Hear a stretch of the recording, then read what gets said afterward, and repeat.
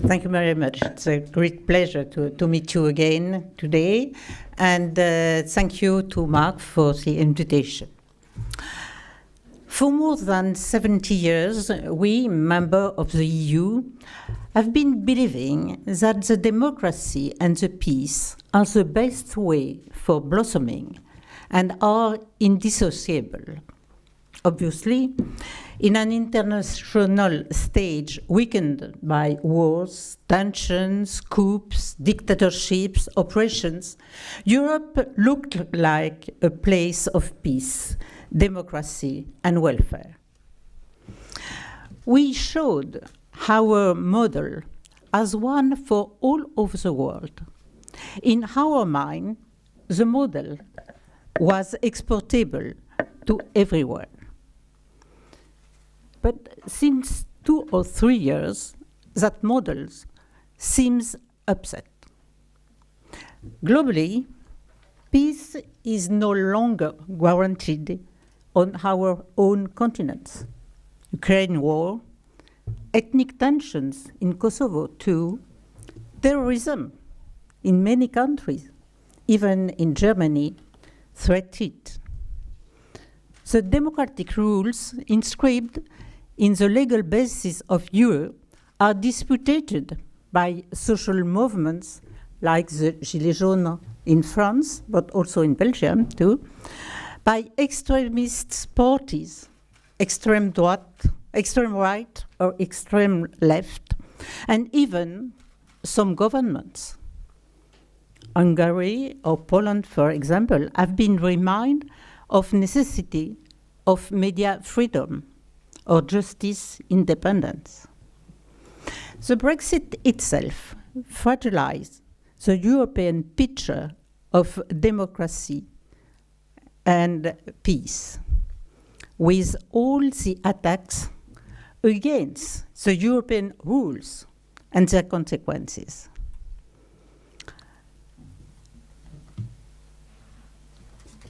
Like on European continent, all over the world, the links between democracy and peace and welfare are challenged. Even if globally democratic states are peaceful, some of them are engaged or threatened by a war. I mentioned yet Ukraine. We can name Taiwan, South Korea, Armenia, and many others. In the opposite side, some autocratic countries are peaceful, at least with their neighbors, maybe not inside.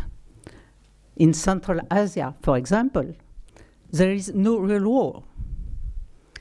However, the relationship between democracy and peaceful attitude is no more obvious. But we continue to maintain that one conception of democracy is best one. That our conception of democracy is worth with freedom, human rights, tolerance. That is our common conviction in Europe.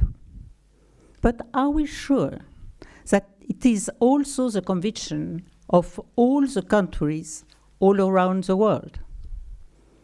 Yet, our European, or more precisely Western model is disputed outside. It appears and is attacked as a volunteer of cultural supremacy by some. More and more, our attitudes about freedom, justice, democracy are rejected or contested. A good example was with the UN resolution damning the Russian intervention in Ukraine.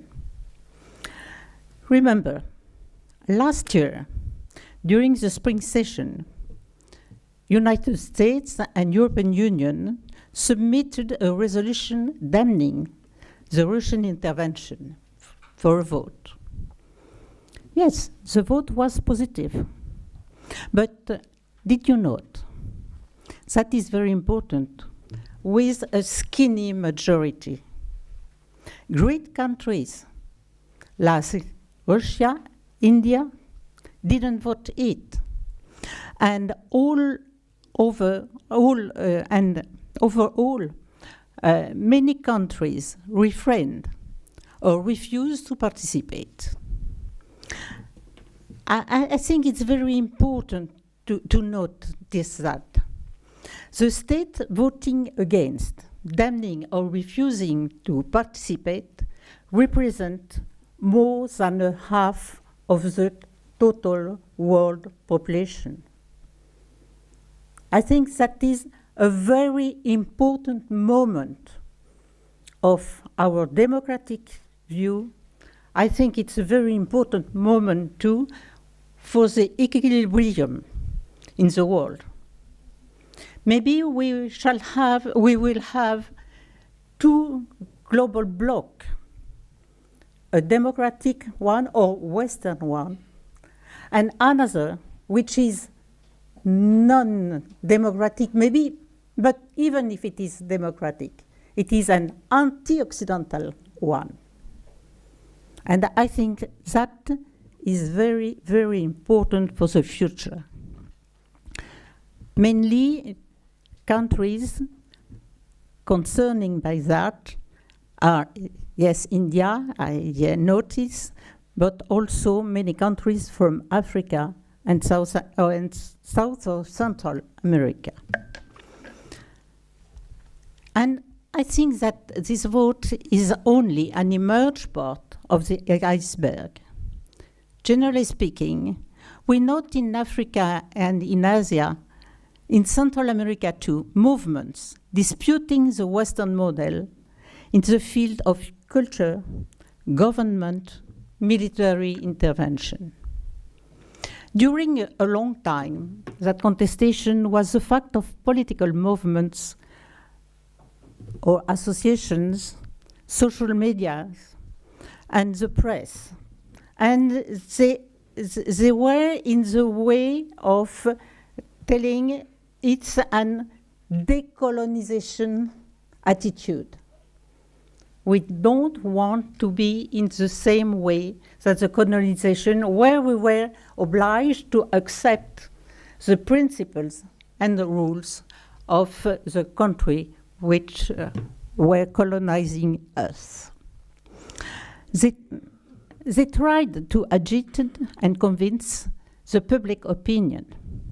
But now there is a changing.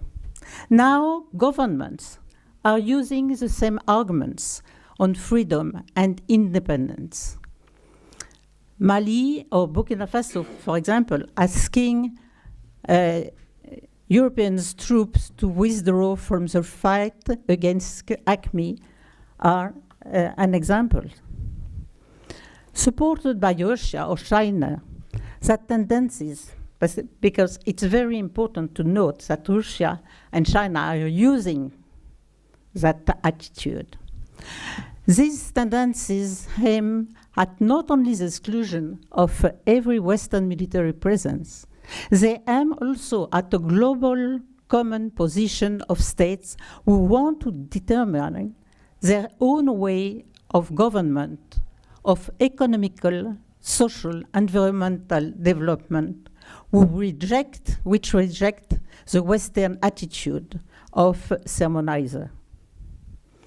This represents a real risk of hard competition and conflicts between two blocs.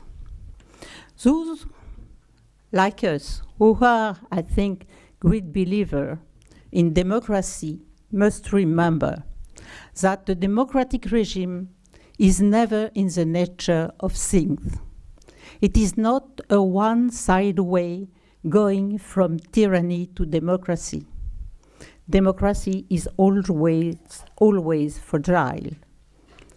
Less than half of the world's inhabitants are living in a democratic state, and 8% only 8% in what is calling a total democracy in terms of election and pluralism, government, political access, political culture, and civil freedom. During the past 30 years, we saw all over the world several states alterning their political regime. Chile, for example, from socialism to tyranny and then liberalism or socialism. Brazil, going from socialism to authoritarianism and going back with Lula to socialism. Tunisia, and so on. Don't forget that this is not only an extra-European problem. In European Union today, we can have many questions about our own political evolution. It's the case of some members and their political evolution when the media's freedom or the powers separations between justice and government, for example, seem to be challenged. It's the case even in our countries, France or Germany, when pandemic or the fight against terrorism lead to restrict some freedom. It's the case when the improving use of informatics by public service or by big companies allows them to interfere with our privacy. So, always, we must think about our practice. Democracy is no longer an obvious fact. Already, Tocqueville, in his book, The Democracy in America, noted that the majority represents the legitimacy to decide for everyone, but immediately it evoked the risk of a tyranny against the minority. Interesting. But today, maybe at the opposite, we must not also a risk of a growing power of active minorities which can impose their views against the majority's feeling. It can be for the best. It can be for the worst. With the help, especially of social medias, who are growing the oppositions. More generally speaking, among a world of uncertainties, of unsteady balance between numerous nations, of economical rivalities, of ethnic tension, our democratic regimes are facing new and hard threats. New wars, terrorism, nuclear proliferation, pandemic, tension in touch with climate change.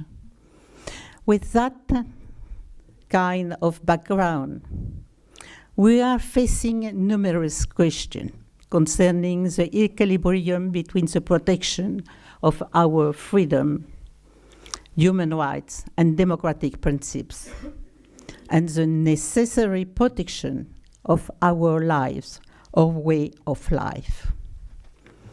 Can our freedom be limited to have a better protection against our enemies? When? To what border? When our enemies use the democratic principles and the human rights to fight against us, must we abandon it, our conviction, our way of life? Some concrete examples. Individual freedom protects the property, house or car.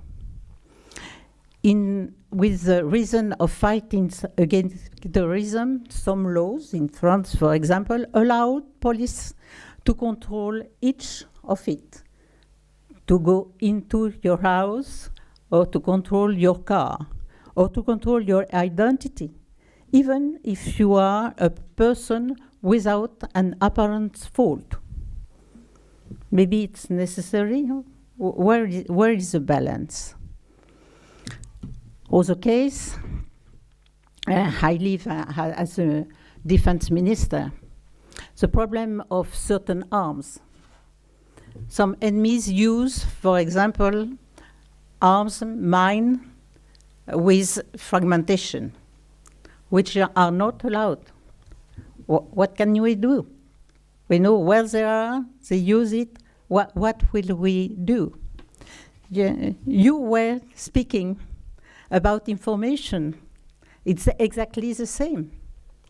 Will we stop the information going from Russia when we say that the freedom of the media are one of the main ways for democracy? But if we don't, we have also the problem of disinformation. That are real questions.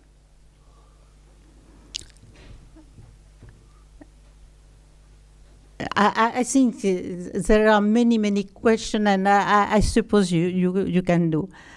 But using the same harms or refusing to respect our principles, to fight our enemy, what will be the consequence? Even if our way is to beckon, is to be concrete, to be responsible, using the harm, are we in the way to become exactly like they are, as they are? Would it be our victory using that harms, or will it be their victory, even if we have the apparent victory? I think that are very important question. And to conclude, I should ask one more, maybe the most important. Are we, Western European people, you here present, who are living today in democracy and globally peaceful state, are we ready to die for saving the democracy as Ukrainian people are ready to die to protect their country and their freedom?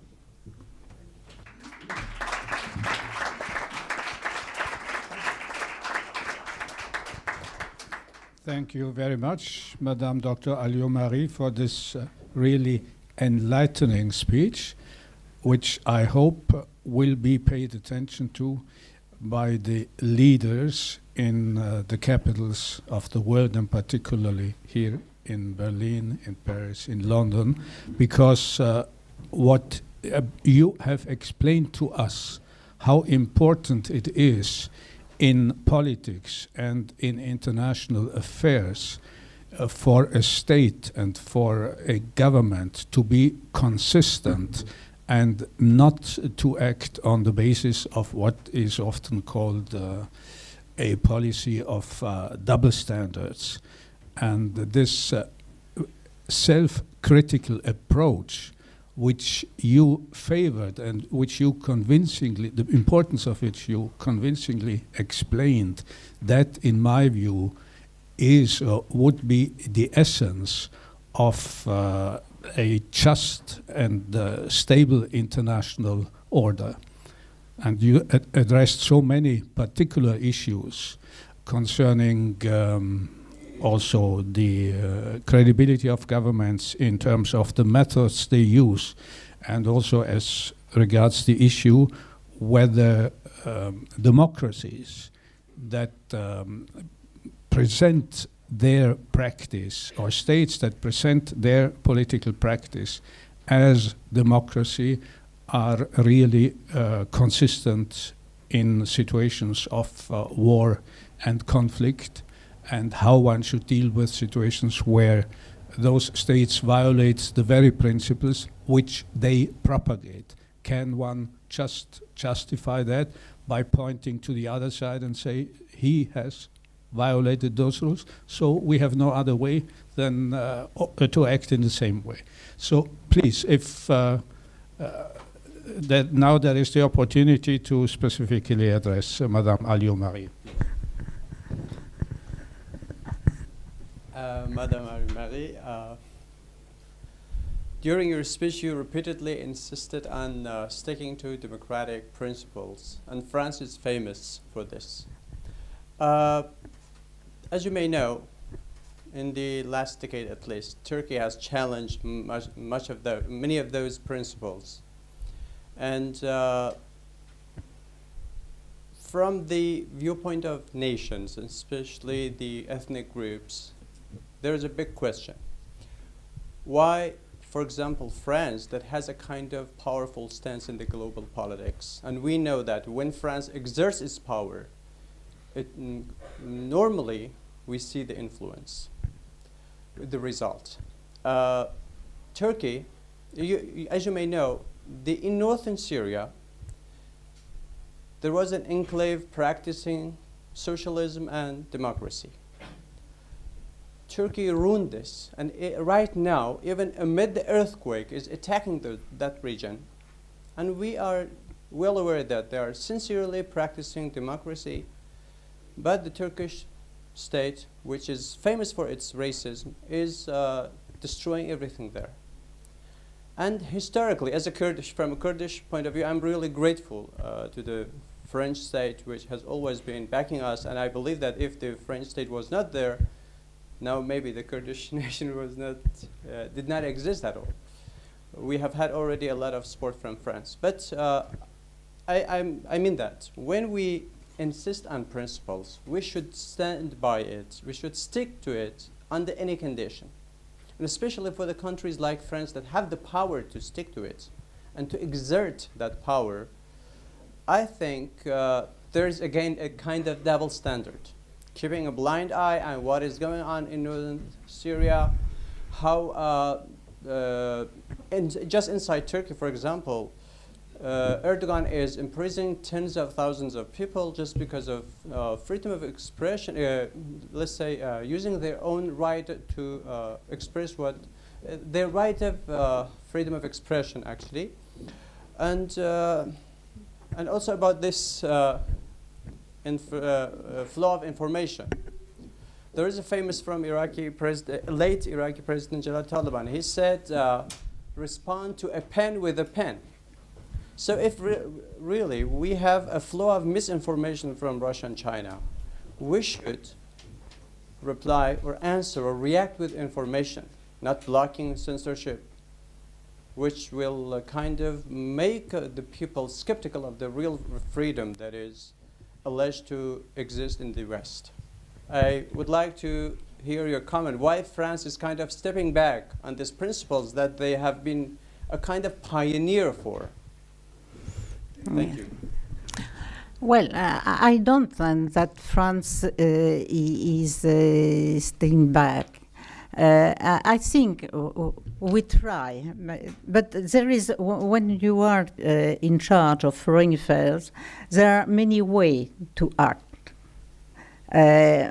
Some are officials in the United Nations, for example. That's not only the more efficace, je sais pas comment on dit, efficient. But I'm not here to speak about United Nations. Others one are in other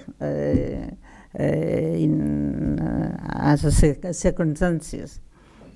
Even when we had an attitude about the volunteer of Turkey, not now, but some years ago, to go to be a member of the European Union. We said that there are certain conditions, and we always said Turkey didn't have not all the conditions. It cannot go and be a member of the European Union. That's not the own reason, but it was also. And during a moment, I consider that there had been an effort from Turkey to do that. During the last month, I consider not because of freedom, because of the attitude to the women, for example, and so on. But it's not because you don't see, or the media don't explain what is going, that a country like France doesn't act and try to have a better solution. Thank you. Please, can someone? Seems we are lacking a second microphone. Is there not a second microphone? So that we save time. Thank you. Yeah. I have a question for you and also for Dr. Kochler about the flow of information, about the channels of the countries like Iran or Russia that are blocked here. You know, there is something in my mind that when a country is using their broadcasting channels as a means of propaganda, how can we, you know, I think that it's right to block them because, for example, in Iran, all the channels are from government. We don't have, I'm Iranian also, we don't have any, you know, private channel. So all of them are a means of propaganda. So what's the line if we are trying to keep the freedom of speech and, you know, stick to the principles? What's the line between what we are doing and their goals? That's it. It's not easy. That's why I ask you, and I told you have to have a reflection. You have to think about that because it's not easy. Because of what we said, and I think that the problem of information is a good example. Do we use the same way that they do?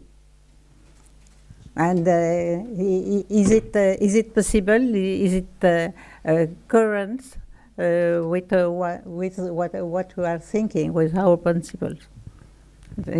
I have not solution. I think each case need a solution, a proper solution. Thank you. We have got time for one more question. I saw some. Please. I was also very struck by the decision of the General Assembly in the vote that I think it was 35 countries abstained and 5 countries voted for on Russia's side, and that sizable number of countries showed me that there needed to be some self-reflection on the West. If there is a structure for that self-reflection, how we treat the rest of the world and how they see us. I wonder if you had any further thoughts on that. I think it's important to understand what is our picture today in that countries and what will be the future. I think our picture is not good because we always said we have the truth. We have to impose our vision of truth all over the world, and maybe without the respect that we need to other countries, but also maybe to other civilization, to other way of mind. And that is very important. The attitude is as important as the thing, as the real thing. Second problem is what will happen. I think multilateralism is very important for peace. It's an equilibrium. There are many different things, but it's important. And now we had, during the Cold War, a bilateralism with real opposition. And I think that France and some other countries try to have a third way and to offer to many countries to be non-aligned on US or on URSS. Today, I'm concerned by the risk of having a bilateralism, but with two blocks, one with United States, Europe, and maybe Australia and so on, Japan, for example, but another block with China, Russia, India, sure, and a major part of Africa, maybe South America. And there is a real risk of a conflict because our interests are very different.